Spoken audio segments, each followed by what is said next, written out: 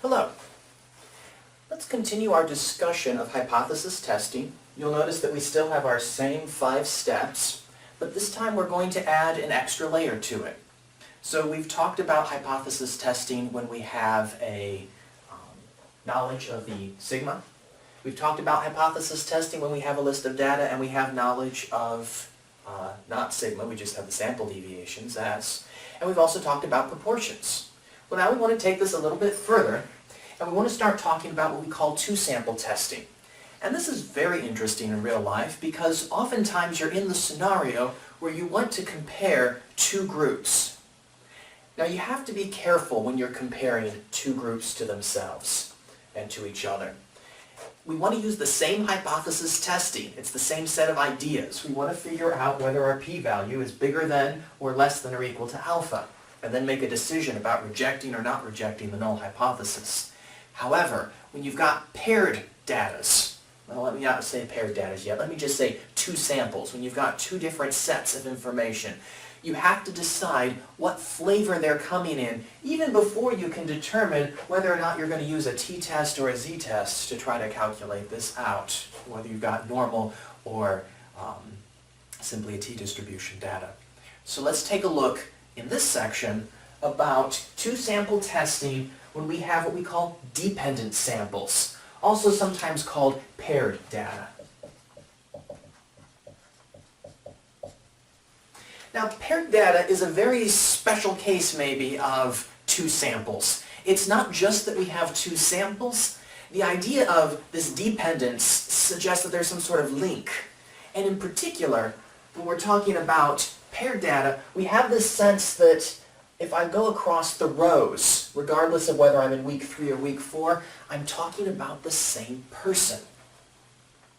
So we have this linked set of data. So what I've got here is a look.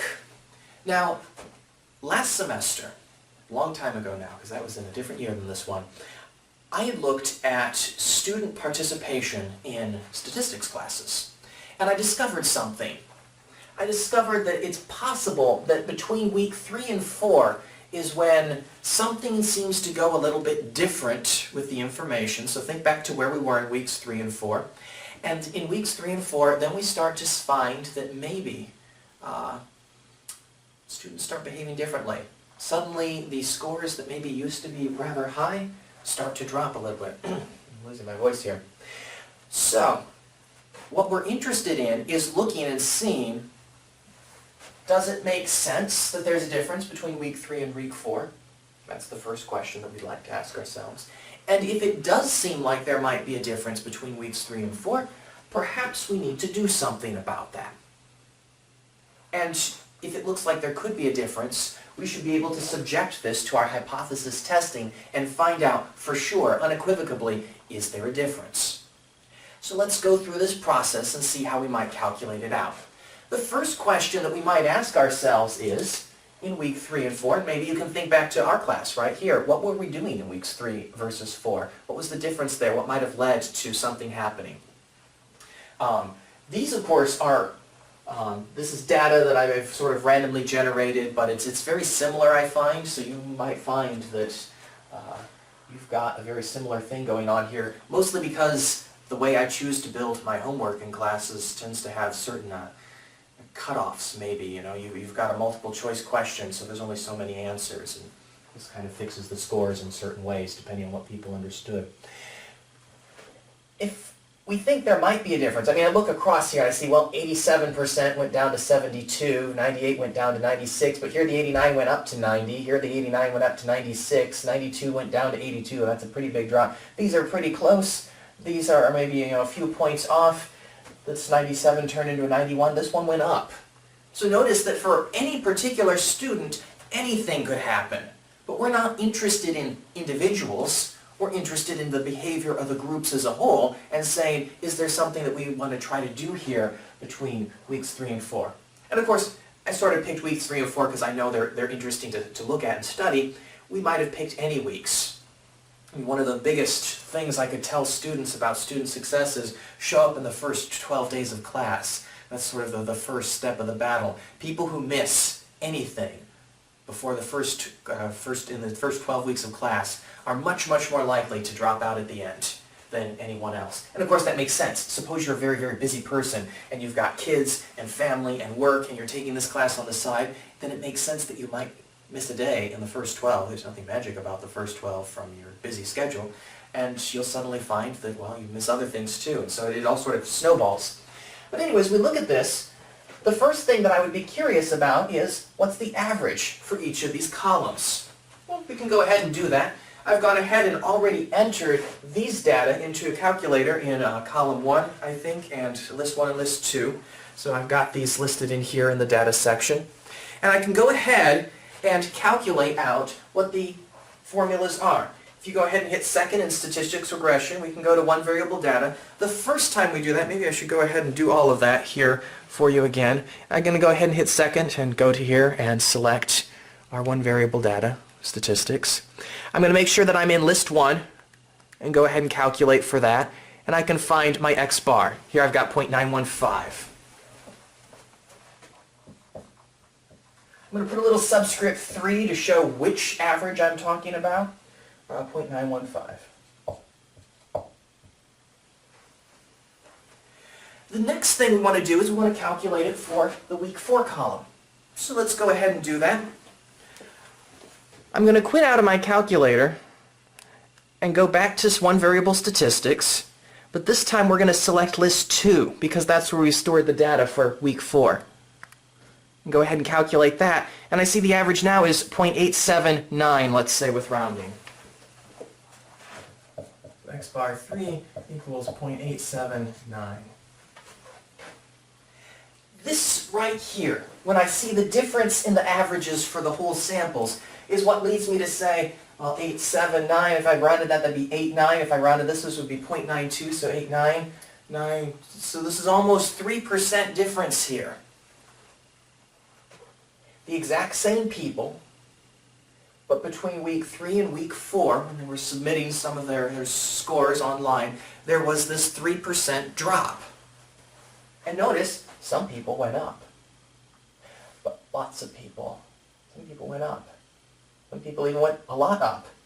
But plenty of people went down, and overall, there seemed to be about a 2 or 3% drop here, without rounding. So as we look at this, I start to think maybe there is a difference. Before you do anything crazy, before it's time to pull out all the stops, before it's time to try to send mass emails out to the class, or who knows what you're going to do to try to encourage people between weeks 3 and 4 to keep working, keep on sending emails, asking questions, come to office hours, whatever it's going to take to do an intervention, we should decide, should we actually do an intervention? Sure, there's a 3% drop, but look at the difference. In one single column, I can go from some sort of low here of what, 87? To some high of 98%. That's a lot of wiggle in this column. Same thing here. We have 72%, almost 73% as a low. I've got a 96%, I think, as my high. That's a lot of wiggle in that column. So the question is, under these scenarios, with this kind of variance and deviation in columns 1 and 2, do I really care about a 3% difference between those columns? Well, that's what the statistical test is designed to find out. So we go ahead and do our normal hypothesis testing. We're going to do a couple things here. We're not very interested in the raw numbers themselves because we're not trying to talk about raw numbers anymore. Instead, we're trying to compare week 3 to week 4. Because we're doing that comparison from week to week, you'll find that our normal formula has changed just a little bit. We no longer discuss just a mu and x bar, because that doesn't make sense. Instead, you see these d's pop up. What we care about is the population mean of the difference between the two. We want to see what's the distance between each of these. And we care about the average of that same distance. So when we're trying to calculate this out, what we're really interested in is not any one particular score, but rather the difference between each of these. Since we believe these data are paired, each of these rows came from a particular student maybe, when you calculate the difference, think of having it divided up like this. So we're wanting to find the difference from here to here, etc. If that number is positive and we do our subtraction and we're saying, okay, it's gone up. If it's negative, it's going to go the other way. So let's take a look at how we think this would work. What we do is we create a new column that we call the difference column.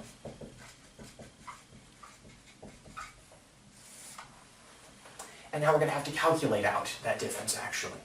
Once we've got that difference, we're going to treat this difference column like an original pair of raw data, original set of raw data, a raw sample from maybe the previous sections where we only had one single thing, and we can do our hypothesis testing as normal. So the clever idea with paired data is that we're going to have our first column and our second column. Each of the rows are linked by some common element. Oftentimes that's a person. Sometimes we do just over time, like I'm doing here, week 3 and week 4. Other times we do before and after. So you might find examples that talk about pain management. How much pain were you in before a certain treatment was given? How much pain are you in after a certain treatment is given? And so you can do this before and after scenario. Or, you could take a look at, let's say, this semester, I've done something new in class. So I would compare total final grades, not just the final exam, but total course grades from previous semester to this semester. If it's increased, then I say, I like what I'm doing. I'm going to keep doing it. If it's decreased, I'll say, that was a good idea, but it doesn't seem to work. Let's try something else next time. And you can do this, of course, yourself. You could stake all of your exams and homeworks, quizzes before the midterm, and then at the midterm, you have spring break, you think about it a little bit and say, well, maybe I wasn't doing this the way I wanted to, and I'm going to tweak my study habits and do this or that differently. So you make a change yourself, you take your scores and quizzes again, and you compare the average of the two sets and say, you know what, I like the way I studied after the midterm better than the way I was studying before. I figured out what to do. Or vice versa. So as we're looking at this difference, we can take a peek here and say, okay, what have we got? We've got all of these differences, so now it's time to calculate them. This is the little tedious part, and of course this is the part where I personally much prefer to do this all in Excel, because I can have these two columns, and I can simply type equals this row cell minus this row's cell, and then you can drag with a little fill bar and fill it in. But suppose we don't have the luxury of Excel. Our calculator works just fine. I'm going to do 0.875 minus 0.729, and I'll get 0.146. 14.6% difference. That's a big drop. 0.982 minus 0.964. 0.018. 0.893 minus 0.905. Negative, and keep your signs. That's a minus sign going on here. This person went up. That's good. 0.893 minus 0.962.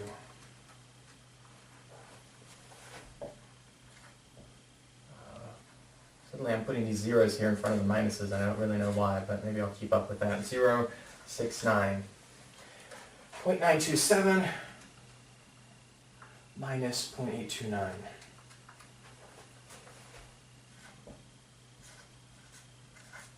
I guess I'll go ahead and add zeros here since I seem to be doing that for some reason.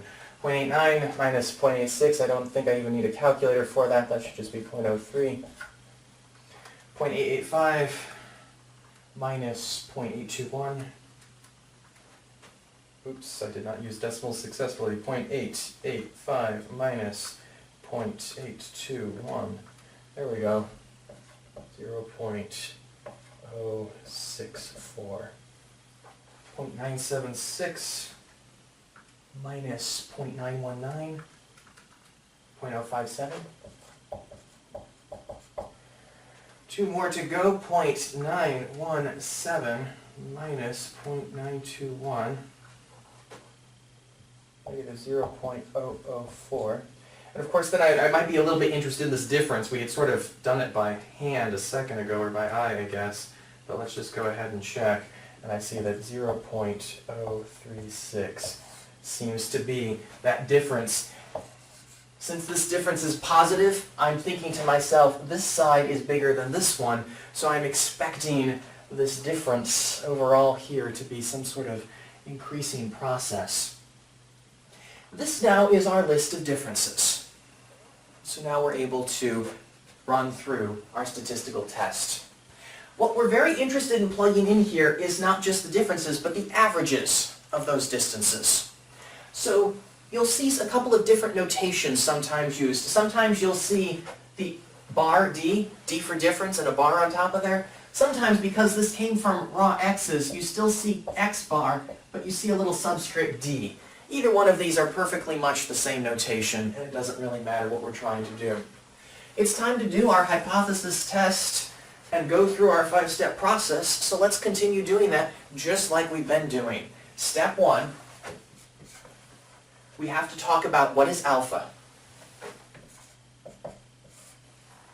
Now, in these examples that I'm doing on the videos, I think I've been getting some questions. It seems maybe like I just sort of pull alpha out of the air, and people ask me, well, how do you know? And the answer is, generally, when I assign a problem to you in your book, I'll tell you alpha.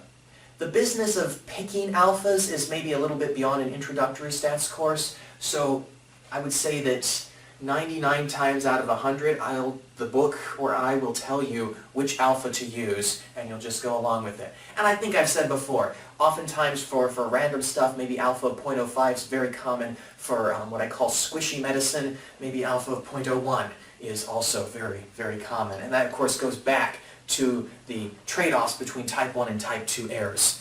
For this, something that involves, let's say, students, and what I mean by involves students is the trade-off, the bigger your alpha. Let's take a moment to discuss this. The bigger alpha is, the bigger p can be and still be less than alpha. If we increase alpha, it's very easy to find a p-value that's less than alpha. In which case, we'll reject the null hypothesis, which means we sort of move forward under the action assumption that it's time to engage in the alternative hypothesis. Think of the null hypothesis usually as we're not going to make any changes, and the alternative hypothesis as let's make a change. So the bigger you make alpha, the more likely your test is to tell you, go forward and do this new thing, whatever the alternative hypothesis was.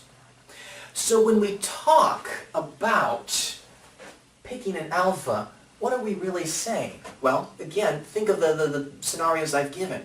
In what I call squishy medicine, where you're going to cut someone open with a scalpel, that seems a pretty serious action to take. So naturally, we make alpha small so that we're only going to cut someone open if that seems like it's the absolute best case scenario. In general, we choose not to do surgery. And as I've said before, I think ethically this ties back to this Hippocratic oath and this notion of first do no harm. And we'd rather let someone sit and linger with some disease if we weren't sure if they had the disease, rather than say, you know what I'm going to do, I'm just going to start amputating legs. Like that. On the other hand, when you're talking about things like psychology, oftentimes in psychology, I think in some other of the, what I call easier intervention sciences, if we're talking about psychology. Well, it's very bad when you've got psychological difficulties, but we tend to take care of those with some pretty safe interventions. You go and talk to your therapist and explain why you don't like something. That's not very risky. If I tell someone who doesn't need to, you know what, I want you to go talk to this person who's going to be very kind, chat with you about any problems you're having in your life, and give you some good advice, and work with you to find some ways to do stuff, that's not a very bad worst case scenario if I send them there. Whereas if I send a healthy person off to go get their leg amputated, that would be bad. Same thing here. It's not that students aren't important, it's just that I don't actually think I can damage you all that much. The worst that can happen is you completely dislike my videos, you completely dislike the textbook I've selected, and, well, that's unfortunate, and I wish you wouldn't, but I can't control that. And let's say I try something new in class. I don't actually believe that I have the power to destroy your learning. We have videos, but you've got other videos that you can watch. There's even Khan Academy. You can read the book. You could find another book, read it, and use that to help. So there's lots of options for students. So all things being equal, I might as well try something new. So possibly, in the case of student scenarios, we might pick a higher alpha. I've seen alphas as high as 0.2 in the education setting. Again, simply operating under this philosophy that as long as my intervention is something banal, like let's say doing this video where I tell people week 4 seems to be a little bit troublesome because that's when people start dropping off on the homework. What's the worst that will happen? Maybe you feel a little guilty and you think, well, this guy's complaining about the difference between this guy's complaining about 3.6%. That doesn't sound very bad to me, so maybe an alpha that's a little bit bigger might work out well here. We've selected an alpha. It's time to talk about null and alternative hypotheses. So we have this set of differences here. We've decided that an alpha of 0.01 might make sense. And now it's time to actually start running through the rest of this hypothesis testing business. So let's take a look. For mu d, we're going to have a couple of options. We could select, and in this case we will, 0. That's going to be the null hypothesis that there is no difference between these two categories. I'll go ahead and write that here. Of course, notice in our formula, we don't just put a 0 there, we actually have a mu d, and that's going to be the population mean of the differences. So we're thinking if we had all the students ever who took week 3 and all the students ever who took week 4, and we found that difference, that would create us a population of differences. And we would take that population of differences and calculate the population mu. However, we sometimes would have some scenarios where mu d is not going to equal 0. That could happen if we actually had some other number for the difference to be. Let's say that I've calculated this difference 1,000 times. And 1,000 seems big and maybe that doesn't mean much and that's hyperbole, but suppose I had calculated this many times over many semesters and I knew that in general the difference was actually 3% between those 2 weeks. I might eventually decide that maybe the material covered in week 3 is simply easier than the material covered in week 4. And so then I would start, instead of trying to maybe motivate people to keep on tackling their week 4 homework, I might change my tactics and say, how could I possibly explain the material differently? In which case, my null hypothesis, it would be silly to make it 0. I would want to start making it just a little bit different and start to say, well, I don't actually expect a no difference is not 0. A no difference is this 3% we're seeing here. So sometimes you do plug in numbers other than 0. I don't actually know if we have any examples of that in this book because, of course, this is intro stats, and so we tend to think of some pretty generic, simple, straightforward examples. So mu d is going to be 0. I can go ahead and talk about the alternative hypothesis.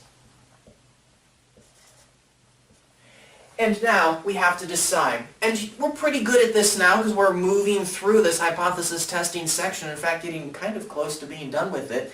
But that being said, because this column is bigger than this column, on average, we get ourselves a positive difference, and so I'm rather expecting mu d to maybe be bigger than 0, or at least not equal to 0. That's going to be the difference in which type of tailed test I pick. I haven't written the statement of the problem here, so I'd have to chat with you a little bit more about my hypotheses. Why did I choose to start this investigation in the first place?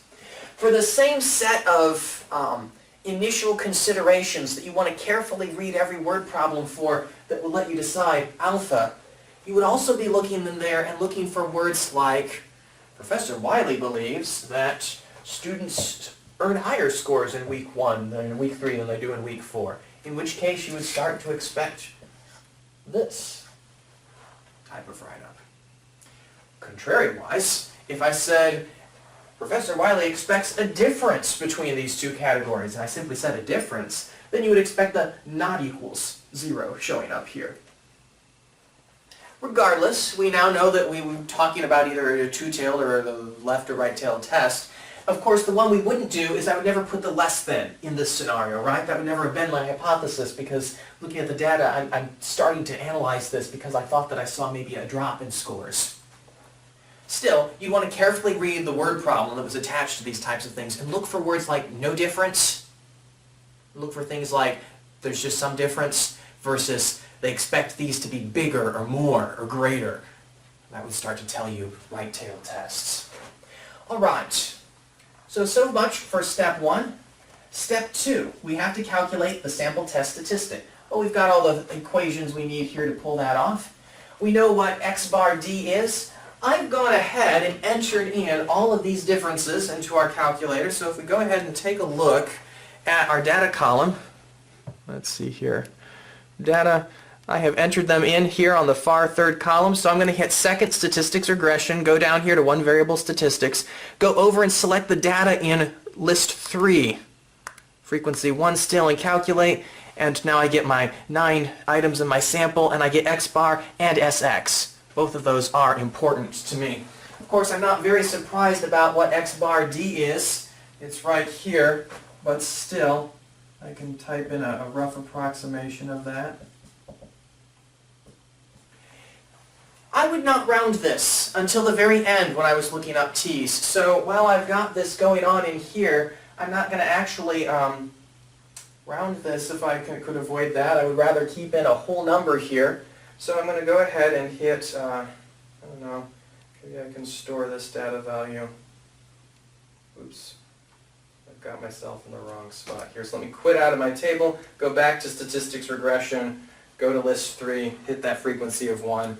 And if I go ahead and hit enter on x bar, you'll see that x bar has shown up here in my calculation area.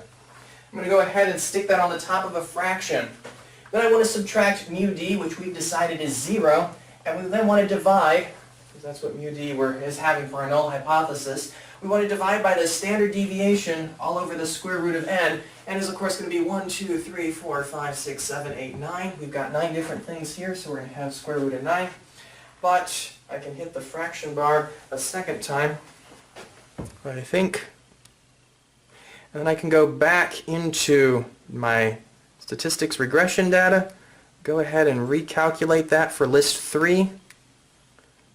I think if I go ahead and hit that, oh, it's just deleted everything I did before. Well, that's terribly unfortunate. So let's see here what I would like to do.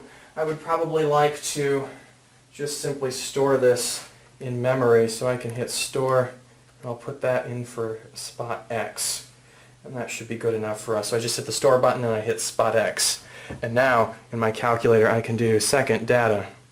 One variable. You can totally see that I never use calculator because I always use Excel. Let me go ahead and hit X bar, fraction bar, and then I'm going to hit second recall, and I'm going to hit this X value in here, another fraction bar of course, and I'm going to put the square root of 9, which I might call 3, but let's just go ahead and call it square root of 9 here.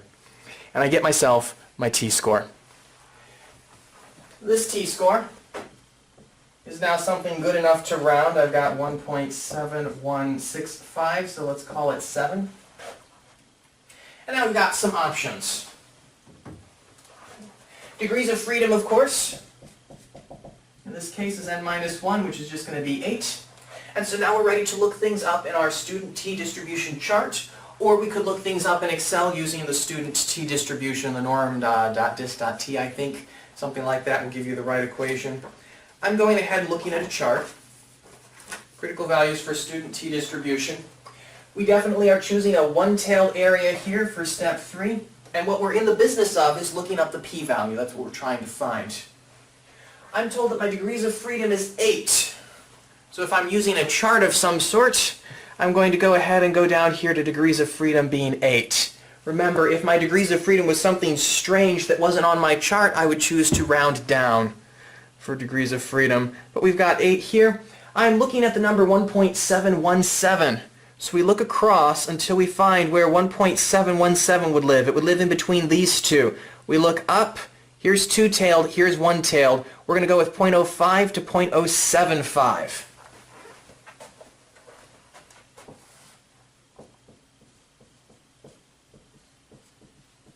This range right here, and notice how I had to flip on this table the direction things were going. This is where my p-value lives.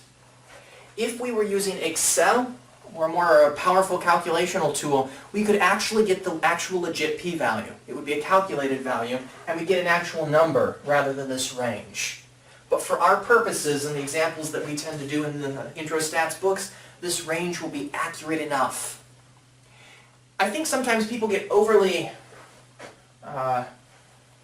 caught up on this idea of range. All I'm saying here is that the p-value lives somewhere between these numbers.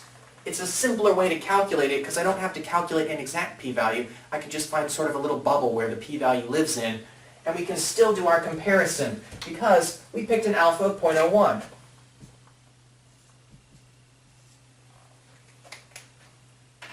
Notice I've drawn this out on a number line where maybe I have 0 over here and I've got the number 1 over here on the right. And this is very nice because it allows me to compare p to alpha.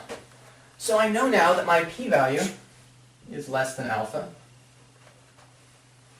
because p-value is between 0.05 and 0.075, and alpha we picked as 0.1. Maybe you can talk about the alligator eating the bigger one here. P is smaller than alpha, so I look at this list for step 4 and say P is smaller than alpha. Okay, this is the relationship between P and alpha that I've got. That tells me we're going to reject the null hypothesis. And what does that mean when I start interpreting this into English? It means that we've decided that there is a difference of some sort. It means we think that alternative hypothesis might be the way to go. And since we were comparing week 3 and week 4 scores, I would write something like this. There is evidence at alpha equals 0.1 that there is a drop in scores from week 3 to week 4. Notice things we don't say. I don't say this is conclusive. I don't say that this is beyond a shadow of a doubt. I simply tell you that I found some statistical evidence, and I tell you how I found that. This part here, the alpha equals 0.01, is crucial. Pause for a second, look back over this set of steps, see everything we did, get comfy with it, and now let's suppose that we reran the exact same set of calculations, making one tiny little change. I told you that the book will almost always give you alpha in any sort of problem because this is an intro stats class and we're not in the business of choosing alphas yet. However, let's suppose the book did give us alpha. You know the most common alphas that the book has asked us about is 0.01 and 0.05. Let's say that it asked us 0.05. What differences would we have? Quite a few, actually. Not crazy many, but some important ones, possibly.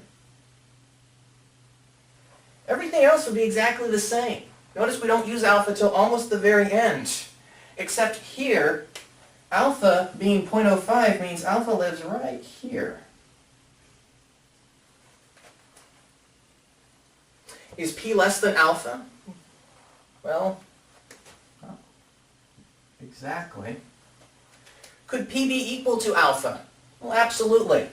Technically, probably if I was doing this in interval notation, I should use square braces here, because when we looked this up on the chart, this was where our values could have lived. In fact, though, since when we looked up 0.1717 in our chart, and we found that it perfectly lived between those two numbers, only it would have equaled 0.05 if it lived exactly on one of those numbers. Let me go ahead and see what that number would have been. If, for a degrees of freedom equal to 8, 0.17 lived between 1.5 and 1.8, so it lived in between here. Only if it was 1.8 would we have expected the end value to actually be 0.05. So in fact, I probably was safe here in doing my p-braces. If you think of, I don't know, you don't have to have taken a college algebra class, but if you have, maybe you talked about interval notation. Which means that in this case, p is definitely bigger than alpha. There's no chance for them to be equal. If they were equal, we would still reject the null hypothesis, but there's not a chance of that. P lives in here. It has to be a number bigger than 0.05. We picked alpha of 0.05, which means if we had picked an alpha of 0.05 from the beginning,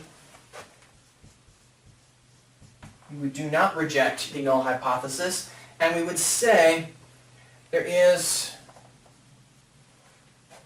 not sufficient evidence that alpha equals 0.05 that there is a drop in the scores. It would change our decision entirely. Alpha then becomes extraordinarily important. And you pick alpha based on which ones of type 1 or type 2 errors you're willing to accept. We talk about the sensitivity of the test. How likely is it to say, go ahead and do the alternative hypothesis? It all comes down to alpha. You have to pick your alpha first, because if you don't, your test could go either way, and we haven't really done our goal, which is to kind of somehow cut the emotions out of making a decision. Maybe I love a new way that I'm running a class, and I say, you know what, I want to go full force forward with this. Well, of course I love it. It's my brilliant idea that I came up with. And it would be very easy to say, oh, well, you know, it didn't seem to work out all that well, and be like, no, no, no, my idea was smart. It just so happened that, you know, the students that semester didn't seem to gel with it, and so we'll keep on trying. That's what would happen, and that's essentially what we run the risk of if you pick the alpha at the end. So you have to carefully weigh the type 1 versus type 2 risks, pick an alpha that you're comfortable with at the beginning, and then you stick with it. Now in an intro stats class, like ours is, we tend to just give you the alpha, because actually deciding alpha is fairly complicated maybe. You have to take a lot of things into balance. And I've given some insight maybe and said generally think medicine, think 0.01, think, you know, psychology type related stuff, 0.05, and maybe then think education, think 0.1 or even up to 0.2. And what does that do? If we picked 0.1, then we found alpha was over here, so we went ahead and rejected the null hypothesis. The favor in things that are less essential is that we might as well go ahead and do some actions. Don't paralyze yourself by saying, we're not going to do anything. Go ahead and be bold and experiment. Try things. This is what people who accomplish stuff do. They try. Ben Franklin, and you should never do this at home, but Ben Franklin stuck some sort of key and conductivity up into an electric storm and got himself essentially struck by lightning, I think. And we consider him as having discovered electricity in some way. If I flew a kite in a storm, my mother would simply probably yell at me and say, you're going to get yourself killed. Of course, Mr. Franklin didn't know the risk of electricity, possibly. But where I'm going with this is that you want to be bold and take risks. That's how you accomplish new things. So you kind of, in general, have this sense that maybe you want the biggest alpha possible, where you can still sleep at night with the alternative, the type 1 or type 2 error consequences. What's the risk if you make a decision? And again, in the case of medicine, if I make a decision to cut off someone's leg, I have just cut off their leg, and that seems like a very risky consequence if I do that for no good reason, because my statistical evidence ended up being, you know, the numbers were a little bit dodgy that time. On the other hand, if I make a decision to, let's say, add a new round of videos to a stats class, what's the worst that happens? Well, the worst that happens is you spend more time listening to me talk about statistics, and while that may make you be a little bit bored and possibly a little bit sleepy, well, things being equal, I think that's probably perfectly fine. It's not going to destroy you. As long as they don't lie on the board, you're not going to get anything bad happening to you if you end up getting these. So I might as well make the videos as not. So you have this choice between alphas here. Alright, so I think this is good enough for this section. Things to be looking for and contrasting between here and the next. This time we have what we call dependent samples, also known as paired data. We have one particular student in 1 week, and then at another point of time we had them the next time. You could do this with running times. You could do this with weights. You could do this with test scores. Suppose you're getting ready to transfer to grad school or university or something, and you've got yourself some SAT or ACT scores, and then you go to a 2-week-long intensive training class, and then you take it again. You would want to see some improvement there, and the amount of that improvement would tell you whether you wanted to pay the money for a course. Before you go and buy one of these professional tutors, you want to say, how much impact is this going to give me? How much more understanding will I achieve? And that's exactly a paired data test, because you know yourself from before and you know yourself from after. Alright, so I think this wraps up this section. Let's continue to look at the next section where we're going to remove this restriction of dependent. In fact, we're going to require them to be independent, and we'll no longer have paired up data, but we'll still have two samples, and we're going to see a little bit how that changes, and we'll see a little bit about how we can talk about degrees of freedom for that. But until next time, stay safe.